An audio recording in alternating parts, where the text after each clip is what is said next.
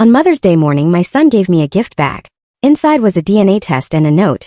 "You're not my mother." Before I could speak, he said coldly, "Why should I be thankful? I don't owe you anything." I froze as he stared, waiting for me to cry. Instead, I laughed and whispered, "I've been waiting for you to find out." His face went pale. I had kept the real truth buried for 23 years, until now.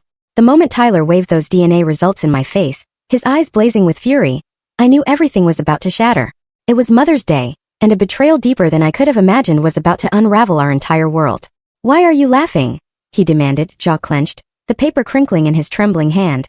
"Do you think this is funny? My entire life is a lie." I set the gift bag down on the kitchen counter, my hands shaking, but I forced my voice steady.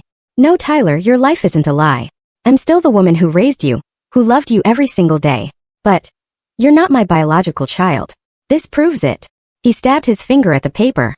I took a deep breath. "Sit down. There's so much more to this story than what's on that paper."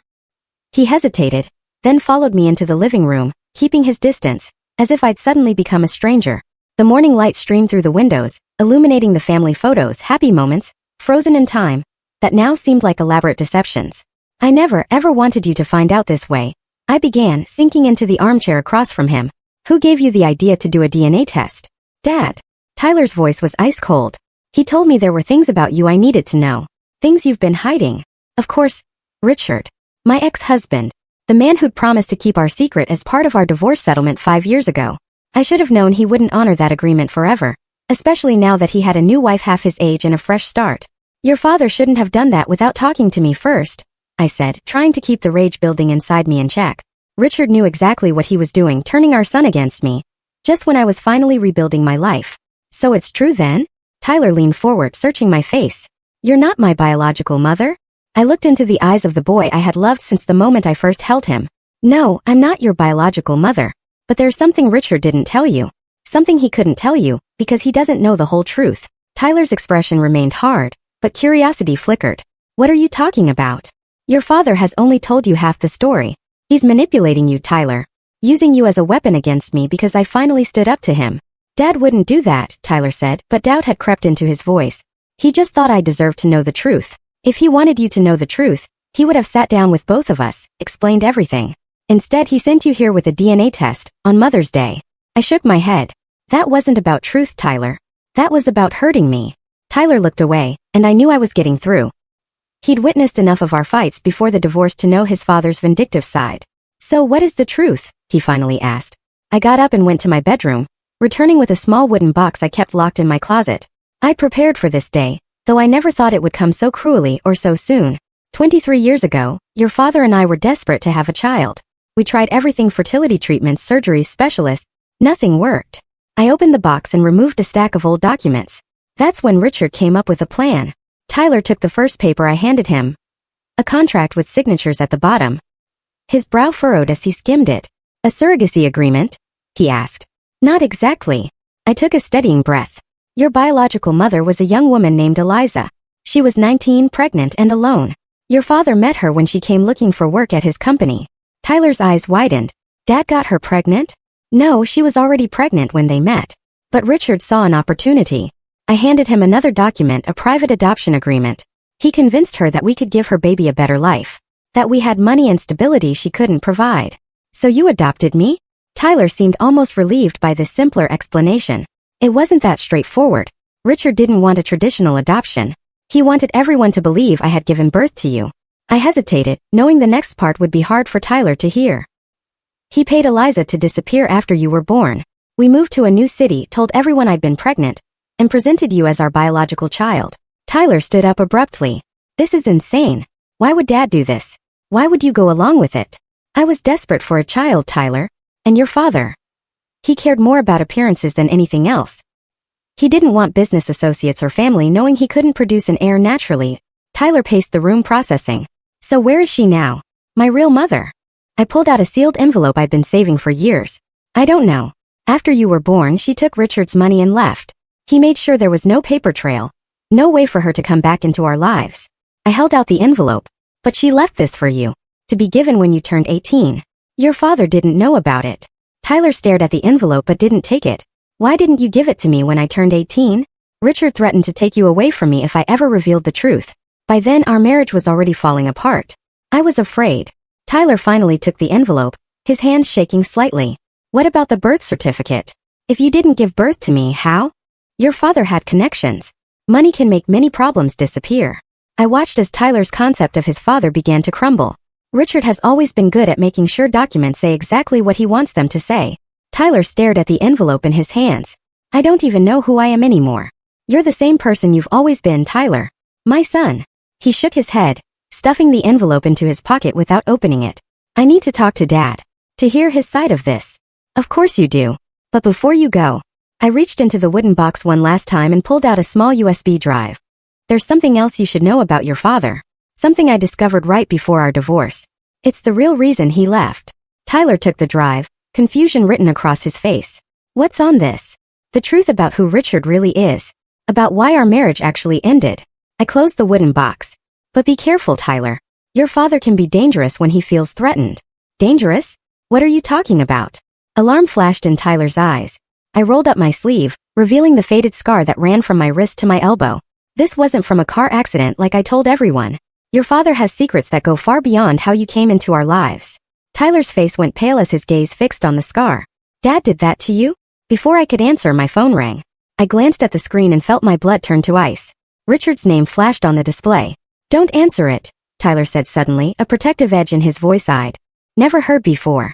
I looked up at my son, seeing something shift in his eyes, doubt, questions, a crack in the perfect image he'd always had of his father. But I knew Richard wouldn't stop with one phone call. Whatever game he was playing had only just begun. We need to be careful, I whispered, silencing the phone. Your father knows I've told you something by now, and he's not going to like it. What do you mean? Tyler asked, clutching the USB drive tighter. The phone chimed with a text message.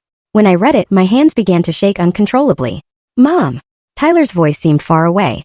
What is it? I turned the phone so he could see his father's message. Asterisk, tell Tyler I'm coming to get him and Sarah. I know about the files. This time you won't walk away. Asterisk, Tyler's face drained of color as he read it. What files is he talking about? And what does he mean you won't walk away this time? I grabbed my purse and car keys. We need to leave. Now. Mom, you're scaring me. Tyler followed me as I rushed to the bedroom and pulled a pre-packed emergency bag from under my bed. What's happening? Your father isn't just coming to talk, Tyler. When he's angry, he's dangerous. I tossed a few more items into the bag. I've been preparing for this possibility since the divorce. This is crazy, Tyler said, but he didn't try to stop me. You're acting like Dad's some kind of criminal. I zipped the bag and turned to face him. The USB drive I gave you contains financial records. After our divorce, I discovered your father had been embezzling money from his own company for years. He was transferring funds to offshore accounts, hiding assets from his partners and investors. That's not possible. Dad's business is legitimate. Everyone respects him. Your father is very good at creating the perfect image. But underneath, he's been stealing millions. I slung the bag over my shoulder. When I confronted him about it, that's when I gestured to my scarred arm. He attacked you because you found out he was stealing money. Tyler's voice had changed, tinged with horror. He attacked me because I threatened to expose him. The car accident story was his idea. A warning of what would happen if I ever told anyone the truth. I checked my phone, no new messages. Richard lived only 30 minutes away. The divorce settlement included my silence in exchange for my safety. And yours. Tyler ran his hands through his hair, looking so much like his father it made my heart ache. If that's true, why didn't you go to the police? I tried. But your father has friends in the department. Powerful friends who owed him favors. I headed toward the door. And I had no proof. He made sure of that. But the USB drive contains copies I managed to hide. Not enough to prove everything, but enough to threaten him. I grabbed my jacket. We're going to my sister Kate's cabin. She's the only one who knows about this. Tyler hesitated by the front door. I need to know if Dad's side of the story matches yours. Tyler, please, it's not safe to. I'm 23, Mom. I can make my own decisions. His jaw set stubbornly. I'll meet you at Aunt Kate's tomorrow. I need to talk to Dad first. Fear gripped my chest. You don't understand what he's capable of. He's my father. He won't hurt me. Tyler's confidence broke my heart. Besides, I'll be in public. I'll meet him at Riverside Coffee downtown. He can't do anything there. I wanted to argue, to drag him with me by force if necessary. But I knew that would only push him away. Tyler had his father's stubborn streak. Fine, I relented. But promise me you'll be careful. And don't show him the USB drive, or let him know you have it. I promise, Tyler said, pulling me into a quick hug. I'll call you after I talk to him. I watched him walk to his car, my stomach knotting with anxiety as he drove away. I sent a text to my sister Kate. Asterisk emergency. Richard knows.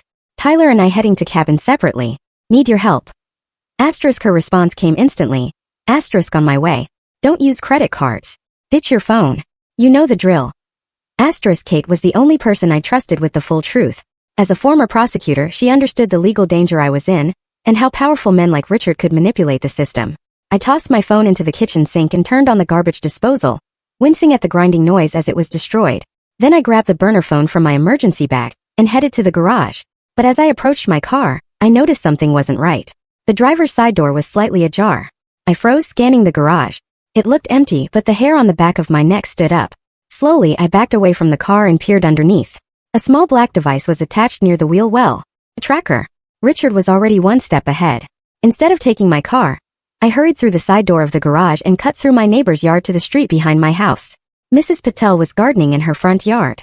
Sarah, lovely day, isn't it? She called cheerfully. I forced a smile. Beautiful. Listen, Mrs. Patel, my car won't start. Would it be possible to borrow yours for the day? I have an emergency I need to get to. Mrs. Patel had been my friend for years, always kind and supportive after my divorce. Of course, dear. Let me get the keys. 20 minutes later, I was on the highway heading north in Mrs. Patel's old Honda, my mind racing. Tyler was meeting Richard, walking right into the lion's den, and I couldn't warn him without a phone. The thought made me sick. Kate's cabin was about 3 hours away, hidden in the woods near the lake where we'd spent summers as children. It was off the grid, no address, no internet. Perfect for disappearing. If I could get there, we'd be safe while we figured out our next move. Traffic slowed to a crawl as I approached the bridge out of town. Blue lights flashed ahead. A police checkpoint. My hands tightened on the steering wheel. This couldn't be a coincidence. Richard's friends in the department were looking for me. I took the exit before the bridge, doubling back toward the industrial district. I needed a new plan. I couldn't go north without crossing the bridge, and I couldn't risk being identified at the checkpoint. I needed help. I drove to the Crossroads bar, where my old friend Maggie worked. Years ago, she'd helped me document my injuries after Richard's attack, taking photos when I was too afraid to go to the hospital. She never knew the full story, but she'd always promised to help if I ever needed to run. The bar was quiet this early, with only a couple of regulars nursing beers at the counter. Maggie looked up in surprise as I walked in. Sar, what are you? Her words died as she saw my face. What's wrong? I need your help, I whispered. And I need to use your phone in the back office.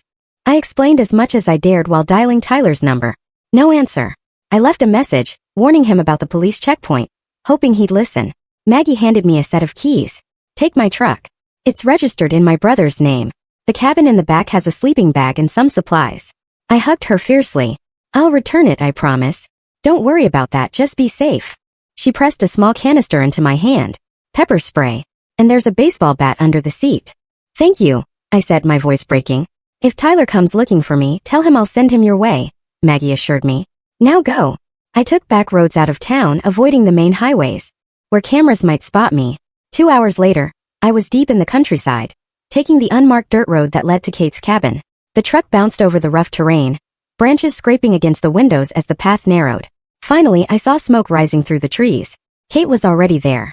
I parked behind her car and hurried up the porch steps. The door swung open before I could knock. Thank God, Kate said, pulling me into a fierce hug. I was getting worried. Richard had my car bugged, and there's a police checkpoint on the bridge. I followed her inside, dropping my bag on the floor. Tyler went to meet him. I tried calling but couldn't reach him. Kate's expression darkened. Richard's moving fast. This isn't just about the adoption anymore. He knows I have evidence of the embezzlement, I said, sinking into a chair by the fireplace. I gave Tyler a copy on a USB drive. You did what? Kate's eyes widened. Sarah, if Richard finds out Tyler has that. I know. I interrupted, sick with worry. I wasn't thinking clearly. I just wanted Tyler to understand who his father really is. Kate ran a hand through her short gray hair. We need a new plan. If Richard suspects Tyler has evidence, he'll do whatever it takes to get it back. I need to warn him. I reached for the burner phone, but Kate stopped me. We can't risk it. If Richard is using police resources, they could be tracking all calls to Tyler's phone. Fear twisted in my stomach. Then what do we do? Kate pulled out her laptop. First, we back up the evidence. Then we find a way to protect both you and Tyler. As Kate worked, I paced the small cabin, peering out the windows at every sound. The sun was setting, casting long shadows through the trees. Tyler should have called by now. A sudden crack outside made us both freeze. Kate motioned for me to stay quiet as she reached for the shotgun mounted above the fireplace. Probably just a deer, she whispered, but her tense posture said otherwise. Another crack, closer this time.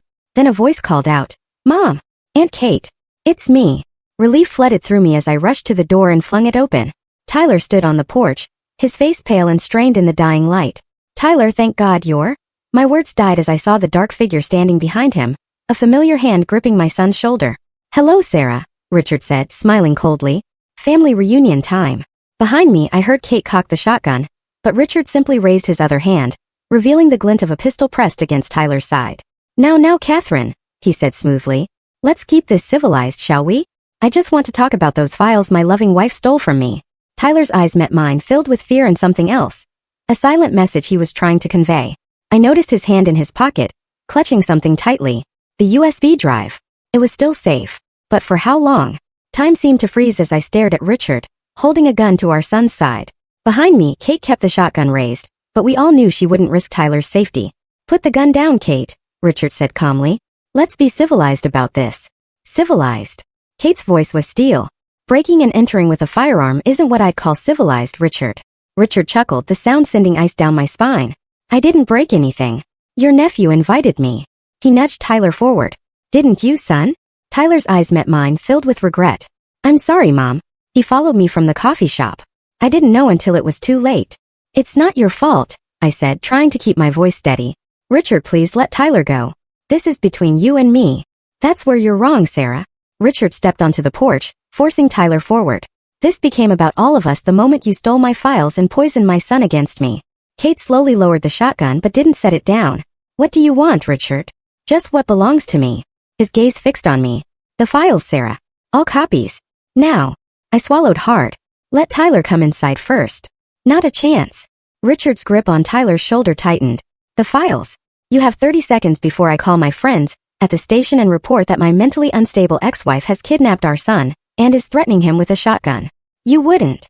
Kate scoffed. "That would bring too much attention. Questions about why Sarah ran in the first place." Richard's smooth smile didn't waver. "Who do you think they'll believe? The respected business owner? Or the woman who's been making wild accusations for years? The cabin's unregistered, Catherine. You're harboring a fugitive. Your legal career would be over." I stepped forward. "I'll get the files. Just don't hurt Tyler." As I turned to go back inside, Tyler suddenly jerked his elbow back, catching Richard in the stomach. In that split second of surprise, Tyler twisted away and sprinted toward the tree-line. "Tyler!" Richard snarled, raising the gun. "No!" I screamed, lunging forward as Kate simultaneously raised the shotgun.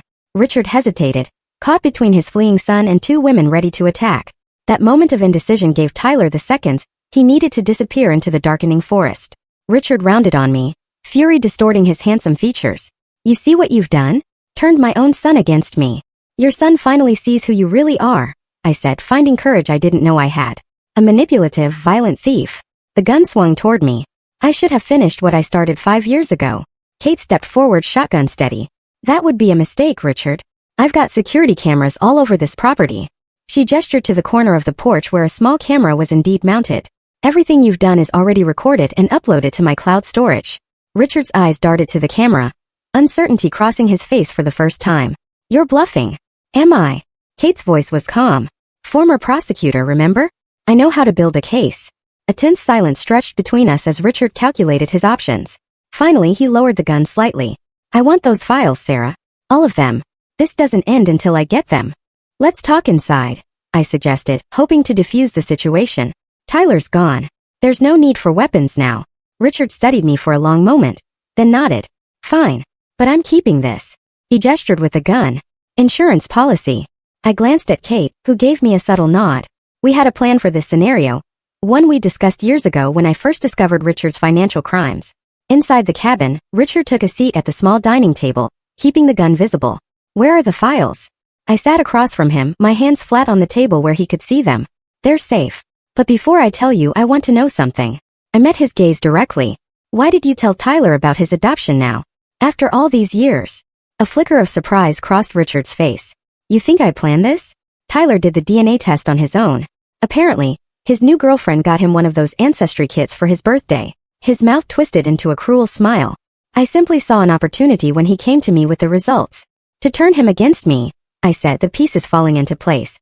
So I be isolated when you came for the evidence. Smart as ever, Sarah. Richard leaned back, seemingly relaxed despite the tension in the room. But not smart enough. You should have destroyed those files years ago. Kate stood by the fireplace, the shotgun now propped beside her, but still within reach. Why are you so worried about these files, Richard? The statute of limitations must have run out on most of your schemes by now. Richard's eyes hardened. Let's just say some of my business activities are ongoing, and those files connect too many dots. Enough to send you to prison? I asked. Enough to ruin everything I've built. Richard leaned forward. I've worked too hard to let that happen. I thought of Tyler, out in the dark woods alone, still clutching the USB drive that could destroy his father. This has to end, Richard. We can't keep living like this. Then give me what I want. His voice dropped dangerously. All copies of the files, and your sworn statement that you'll never speak about any of this again. And if I do? I asked, though I already knew the answer. Richard smiled coldly. Then neither you nor Tyler will ever feel safe again. You know what I'm capable of, Sarah. The casual way he threatened our lives made something shift inside me. For years I'd lived in fear of this man, walking on eggshells even after our divorce. But watching him threaten Tyler had crossed a line. Actually, Richard, I said slowly, I don't think you know what I'm capable of. Confusion flickered across his face. What's that supposed to mean? I glanced at Kate, who gave me an almost imperceptible nod. I've been planning for this moment for 5 years, I continued. Every threatening text, every veiled warning, every violation of our custody agreement. I documented all of it. Your word against mine, Richard scoffed. Not just my word. I pulled out the burner phone from my pocket and placed it on the table. Kate wasn't the only one recording today. I've been recording everything since the moment Tyler showed me the DNA test this morning. Richard's eyes narrowed. No judge would admit that without consent in this state. Only one party needs to consent to a recording, Kate interjected. And Sarah consented. But that's not all, I continued, my confidence growing. The files you're so desperate to get back. I never had the originals. I only had copies. You're lying, Richard hissed. The originals went to the FBI 3 years ago, I said quietly. Richard's face drained of color. That's impossible. There's been no investigation. Federal investigations can take years, Kate said, especially for complex financial crimes. You're bluffing, Richard said, but doubt had crept into his voice. If you'd gone to the FBI, they would have interviewed me by now. They did, I replied. That business audit last year? That wasn't routine, Richard. And those new investors who've been asking so many questions about your accounting practices? They're not just investors. For the first time, I saw genuine fear in Richard's eyes. You're working with them? I've been working with them since the divorce, I confirmed. They needed someone on the inside. Someone who knew where to look. It took time to build the case, but it's done now. I leaned forward. The only reason you haven't been arrested yet is because they're after your partners too. The entire network. The gun in Richard's hand trembled slightly. If that were true, they would have warned you I was coming. They did, Kate said. Why do you think we were ready for you? A twig snapped outside the window, drawing Richard's attention momentarily. I used that split second to slide my hand under the table, finding the panic button Kate had installed. One press would send an alert to the local police, the ones who weren't on Richard's payroll. It's over, Richard, I said gently, almost feeling sorry for him as his carefully constructed world began to collapse. Put the gun down. His handsome face contorted with rage. You stupid woman. Do you have any idea what these people will do to me if I go down? They don't leave loose ends. All the more reason to cooperate with the authorities, Kate suggested. A reduced sentence for information. Richard laughed bitterly. You think I'm worried about prison? These people don't care about the law. They'll reach me anywhere. A cold realization washed over me. Richard wasn't just embezzling from his company. He was laundering money for someone dangerous. Someone who would kill to protect their operation. Then let us help you, I offered, suddenly seeing Richard not as a monster, but as a trapped animal. The FBI can protect you. It's too late for that. Richard stood abruptly, the gun wavering between Kate and me. I need those files now. The door behind him creaked, drawing all our attention. Tyler stood in the doorway, pale but determined. Tyler! I gasped. Get out of here. But Tyler didn't move. His eyes were fixed on his father. I heard everything, Dad. Richard turned, keeping the gun half raised. Son, you don't understand. Your mother is manipulating you. I understand enough. Tyler's voice was steady. I saw the files on the USB drive. I know what you've done. Those files are fake, Richard insisted. Your mother doctored them to turn you against me. Tyler stepped into the cabin, closing the door behind him. I showed them to someone who could verify them. Richard faltered. What? Who? Martin Greaves, Tyler said, naming Richard's business partner. I called him after I left the coffee shop. He confirmed everything. Richard's face went ashen. You contacted Martin? Tyler, what have you done? I needed to know the truth, Tyler said simply. And now I do. The gun in Richard's hand dropped to his side as the full impact of Tyler's words hit him. If Martin knew that Tyler had the files, it was truly over. Martin would never risk being implicated. Tyler, Richard whispered, his voice suddenly desperate. You've put yourself in danger. These people. They'll come after you too. For the first time, I saw genuine concern for our son in Richard's eyes, not as a possession to control, but as someone he actually feared for. Tyler stepped closer to me, placing a protective hand on my shoulder. Then we'll face that together. As a family. The real family you tried to destroy. Richard looked between us, the gun hanging limply at his side. The distant wail of police sirens filtered through the trees. It's over, Richard, I said softly. Put the gun down. As the sirens grew louder, Richard looked at the weapon in his hand as if seeing it for the first time. His shoulders slumped, and for a brief moment, I glimpsed the man I had once loved, before ambition and greed had twisted him. He slowly placed the gun on the table. Tyler, he said, his voice cracking. I never meant for any of this to touch you. The sirens were close now, blue lights flashing through the trees as vehicles approached the cabin. Richard closed his eyes briefly, then straightened his shoulders and fixed his gaze on me. This isn't the end, Sarah, he said quietly. Some things can't be fixed with handcuffs and prison bars. The cryptic warning sent a chill through me as Tyler's grip on my shoulder tightened. What did Richard mean? What hadn't he told us about the people he worked for? As police officers surrounded the cabin, I realized with sinking certainty that our ordeal was far from over. The cabin filled with uniformed officers, their voices and movements a blur as I kept my eyes fixed on Richard. Even as they handcuffed him and read him his rights, he maintained that eerie calmness that had always been his strength in business and his most frightening quality at home. Detective Rivera, Kate greeted a tall woman who entered last. Thank you for coming so quickly, Catherine. The detective nodded. We got your alert, and I see the situation is complicated. Her eyes moved from Richard to me, then to Tyler. This is my sister Sarah and her son Tyler, Kate explained. And that's Richard Harmon, Sarah's ex-husband. He followed them here with a weapon. It's a registered firearm, Richard said smoothly, and I was simply trying to protect my son from his unstable mother. Detective Rivera's expression remained neutral. We'll sort this out at the station, Mr. Harmon. As the officers led Richard toward the door, he paused beside Tyler. Son, whatever happens, remember that everything I did was for our family. For you. Tyler stepped back, his face hard. Save it, Dad. Something dark flashed in Richard's eyes before the practice charm returned. You'll understand someday. He glanced at me. Sarah, this isn't over. After the police escorted Richard out, Detective Rivera stayed behind to take our statements. I told her everything, the financial crimes, the abuse, the threats, while Kate provided the recordings from the cabin security system. These allegations are serious, Rivera said when I finished, and complicated by jurisdictional issues. The financial crimes cross state lines, possibly international borders. The FBI is already involved, I explained. Agent Daniels is my contact. Rivera nodded. I'll coordinate with them.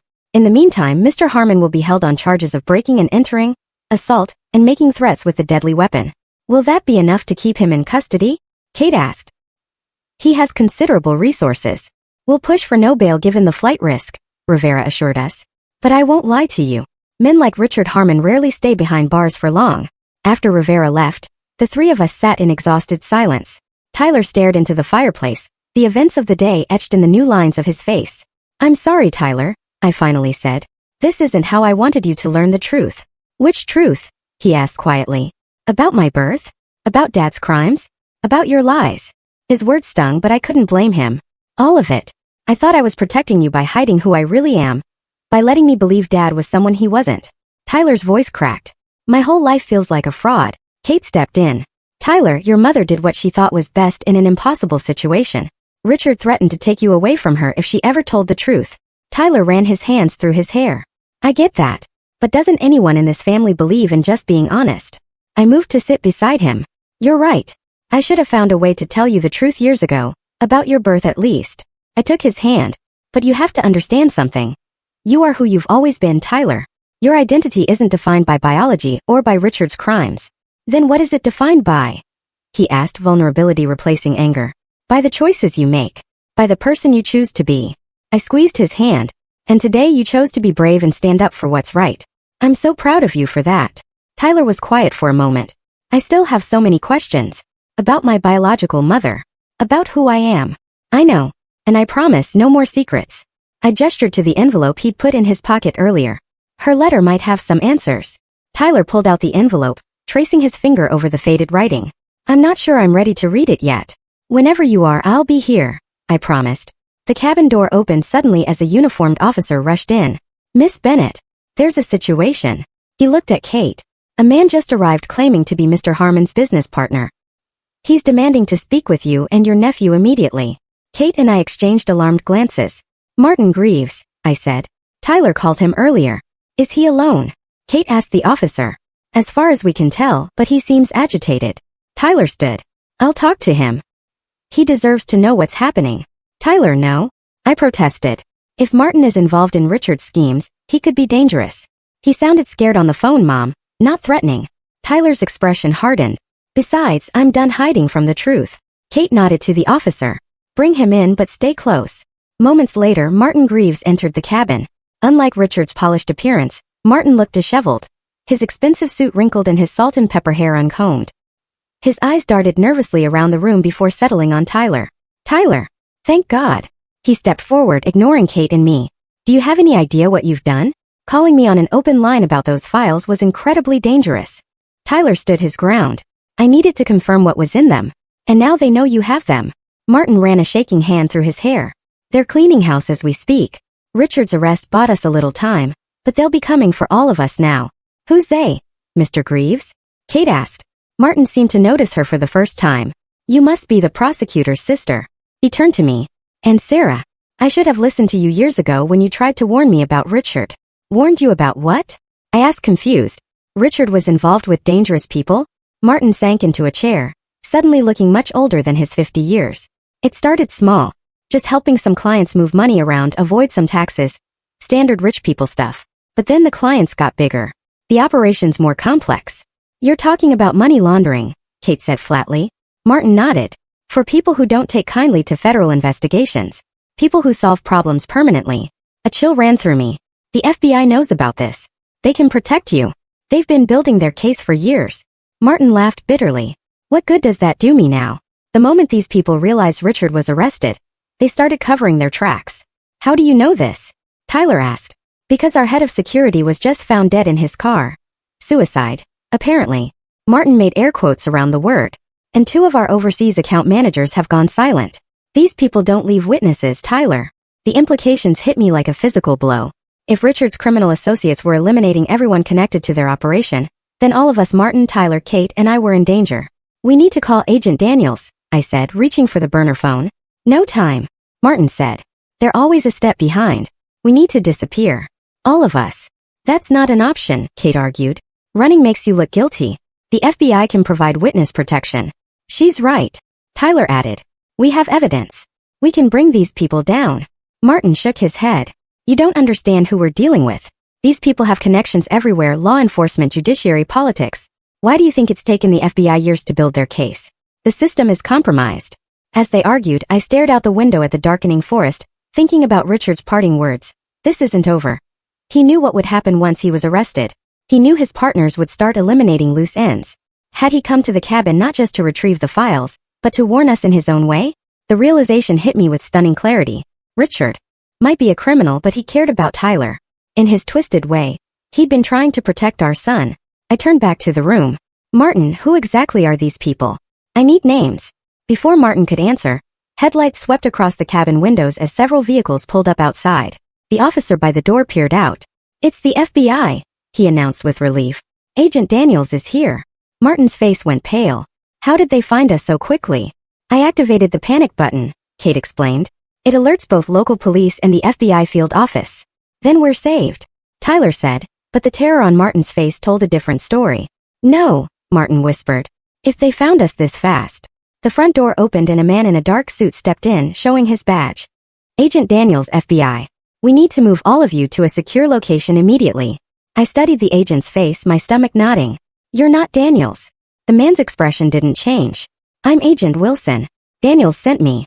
That's not possible, I said, backing away. I spoke to Agent Daniels this morning. She's a woman. A split second of confusion crossed the man's face before his hand moved toward his jacket.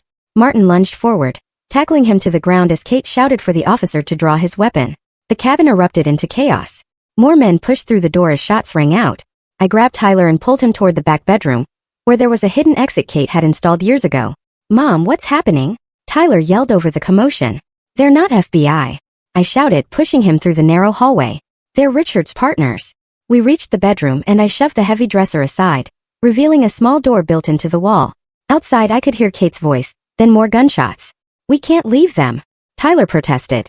"We have to," I said, choking back tears. Kate knew this might happen. It's why she built this escape route. We need to get to safety and contact the real FBI. As I pushed the hidden door open, Tyler suddenly grabbed my arm. "Mom, the letter." I dropped it in the living room. "Tyler, we don't have time. It's the only link I have to my real mother," he insisted, his eyes desperate. Before I could stop him, Tyler darted back toward the front of the cabin. I cursed and followed, my heart pounding with terror. The living room was a battleground. The police officer lay motionless by the door. Kate had taken cover behind the overturned dining table, her shotgun trained on the entrance where two men in dark suits were trying to push their way in. Martin was nowhere to be seen. Tyler crouched low, searching the floor for the dropped envelope. I spotted it near the fireplace and crawled toward it, grabbing the yellow paper just as one of the men noticed us. "There!" he shouted, raising his weapon. Kate fired the shotgun, forcing him back. "Run!" she screamed at us. "I'll hold them off." I clutched the envelope in Tyler's hand, pulling him back toward the escape route. The last thing I saw was Kate reloading the shotgun, her face set with grim determination. "Kate!" I cried, but Tyler dragged me away. "She's giving us a chance," he said, tears streaming down his face. "Don't waste it." We crashed through the hidden door and into the cold night, the sounds of gunfire fading behind us. The forest loomed dark and imposing, offering both protection and new dangers. "What now?" Tyler gasped as we ran. I squeezed his hand tighter. "We survive. We find help. And then we make these people pay for what they've done." Tyler nodded, his jaw set with a determination that mirrored my own. As we plunged deeper into the woods, I realized that while Richard may have taken everything else from me, my sense of security, my trust, perhaps even my sister, he had failed to take the one thing that mattered most, my son, my real family. And for that, I would fight with everything I had. The forest seemed endless as Tyler and I pushed forward through the darkness. Every sound, a twig snapping, leaves rustling, sent my heart racing. I kept Tyler's hand firmly in mine, afraid that if I let go for even a moment, he too would be taken from me. "We need to find a road," I whispered, my breath forming small clouds in the cold night air. "Get to a town. Contact the real FBI." Tyler nodded, his face ghostly in the moonlight that filtered through the trees. "I think we're heading north. There should be a highway about 5 miles in that direction." We trudged on, the adrenaline that had fueled our escape gradually fading, leaving exhaustion in its wake. My thoughts kept returning to Kate. Had she survived the attack? And Martin, had he escaped? Or was he one of the casualties? "Mom," Tyler said after we'd been walking for nearly an hour, "I need to rest for a minute." We found shelter beneath a large oak tree, huddling together against the chill. I pulled the envelope from my pocket, the letter from Tyler's biological mother that he'd risked his life to retrieve. "Do you want to read it now?" I asked, holding it out to him. Tyler stared at the envelope for a long moment. "I think I do," he finally said, taking it with trembling hands. As he carefully opened the worn paper, I kept watch, scanning the darkness around us. Tyler unfolded a handwritten letter, and a small photograph fell out. He picked it up, studying it in the dim moonlight. "It's her," he whispered. "My birth mother." I leaned over to see a young woman with Tyler's same dark eyes and gentle smile. The resemblance was unmistakable. Tyler began reading the letter aloud, his voice soft with emotion. "Asterisk, my dearest child, by the time you read this, you will be a grown person with a life I can only imagine. My name is Eliza Reyes. I was 18 when I became pregnant with you, alone and scared. Your father, your biological father, was my high school boyfriend who left for college and never looked back when I told him about you. I want you to know that giving you up was the hardest decision I've ever made. I had dreams of being a doctor, of helping people. I wasn't ready to be a mother, but I loved you from the moment I knew you existed. When Richard and Sarah Harmon offered to adopt you, it seemed like a miracle. They had everything I couldn't give you: stability, education, opportunities. But as the birth grew closer, Richard changed. He began pressuring me to keep the adoption secret, to sign papers that gave away all my rights. Something felt wrong, but I was young and overwhelmed. After you were born, Richard paid me to disappear. He threatened to ruin my life if I ever tried to contact you. Asterisk. Tyler paused, his hands shaking.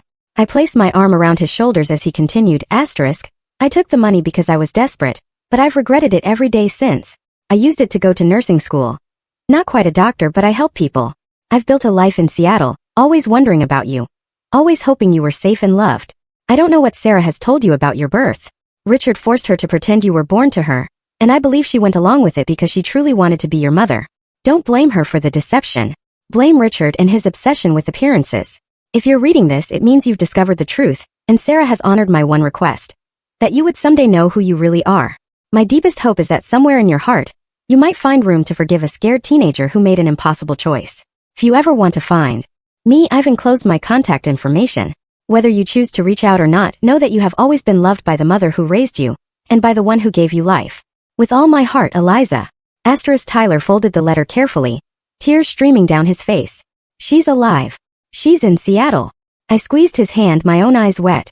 She sounds like an amazing woman. She doesn't blame you, Tyler said, looking at me with new understanding. And neither do I. Not anymore. A wave of relief washed over me. Tyler, I'm so sorry for all the lies. I told myself I was protecting you, but I was also protecting myself from losing you. I know. He tucked the letter carefully into his jacket. And I get it now. After seeing what Dad did, what he's capable of. I understand why you were scared. A distant sound broke the moment. Voices calling through the trees. Flashlight beams cut through the darkness, sweeping back and forth. They found us, I whispered, pulling Tyler to his feet. Wait, Tyler said, peering into the darkness. Listen to what they're saying. I strained to hear, catching fragments of calls. FBI. Safe to come out. Catherine Bennett sent us. It could be a trap, I warned. Tyler nodded. Or it could be our only chance. We can't stay out here forever. He was right. We were cold, exhausted, and had nowhere else to go. I grabbed a heavy branch from the ground, gripping it like a weapon. Stay behind me, I instructed. If anything seems wrong, we run. We moved cautiously toward the voices. As we got closer, I could make out a group of people in FBI windbreakers, their flashlights systematically searching the forest. Hello, I called tentatively. The flashlight swung in our direction, momentarily blinding us. Sarah Harmon? Tyler Harmon. A woman's voice called back. Yes, I answered, still holding the branch. Who are you? A tall woman stepped forward, lowering her flashlight. Agent Daniels, FBI. Catherine sent us your location before the cabin was attacked. Prove it, Tyler demanded. My mom said Agent Daniels is a woman. The agent nodded approvingly. Smart. Agent Melissa Daniels, Counterintelligence Division. I've been working with your mother for 3 years on the Harmon-Greaves investigation. She pulled out her phone, showing us a photo of herself with me at a coffee shop.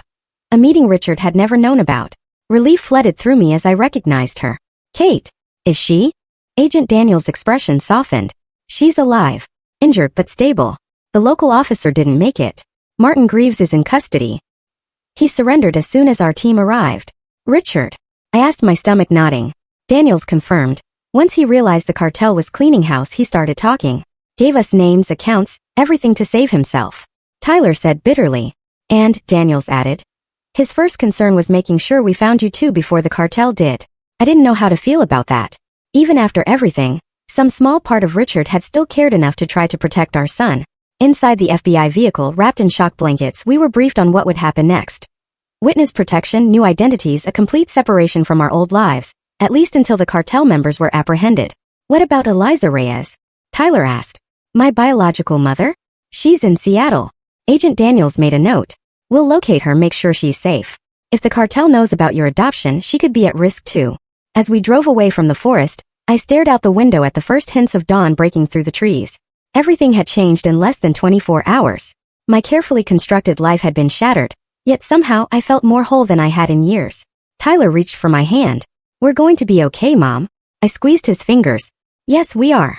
6 months later, in a small house on the outskirts of Portland, I sat on the porch watching Tyler and Eliza Reyes talk animatedly in the garden. After the main cartel leaders had been arrested, our witness protection restrictions had been eased enough to allow this carefully arranged meeting. Eliza had cried when she first saw Tyler, touching his face as if she couldn't believe he was real. They had the same laugh, the same way of tilting their head when concentrating. Watching them together brought a bittersweet joy I hadn't expected. Kate joined me on the porch, her arm fully healed now. They seemed to be hitting it off. They are, I agreed. He's going to visit her in Seattle next month. She's offered to help him apply to nursing school there. And you're okay with that? Kate asked gently. I nodded. He's found a part of himself that was missing. I can't begrudge him that. You're a good mother, Sarah. The best kind. One who puts her child's needs above her own. Tears pricked my eyes. I just want him to be happy. The door opened behind us and Agent Daniels stepped out, phone in hand. I just got word. Richard's testimony secured the final conviction. The case is officially closed. A weight I carried for years finally lifted. So what happens to him now? Reduced sentence. Served in a minimum security facility. He'll be out in 7 years with good behavior. I absorbed this news, surprised at my lack of anger. Richard would pay for his crimes, but not with his life. Perhaps that was justice enough. Mom! Tyler called from the garden. Come meet Eliza properly. She wants to thank you. As I joined them, Eliza took my hands in hers. Thank you for raising such an amazing young man. For loving him when I couldn't. Thank you for giving me the chance to be his mother. I replied, truly meaning it. That evening, as the 4 of us shared dinner together, me, Tyler, Eliza, and Kate, I realized we had created something beautiful from the ruins of Richard's deception. Not a conventional family, but a real one. One built on truth, forgiveness, and choice, rather than lies and manipulation. When Tyler proposed a toast, raising his glass with a smile that reminded me of both his mothers, I knew we had all found our way home. To family, he said simply. The one we choose. To family, we echoed, our glasses clinking in the warm evening light. Outside, the sun was setting on one chapter of our lives, as a new one began. One where no truth was too difficult to face, as long as we faced it together.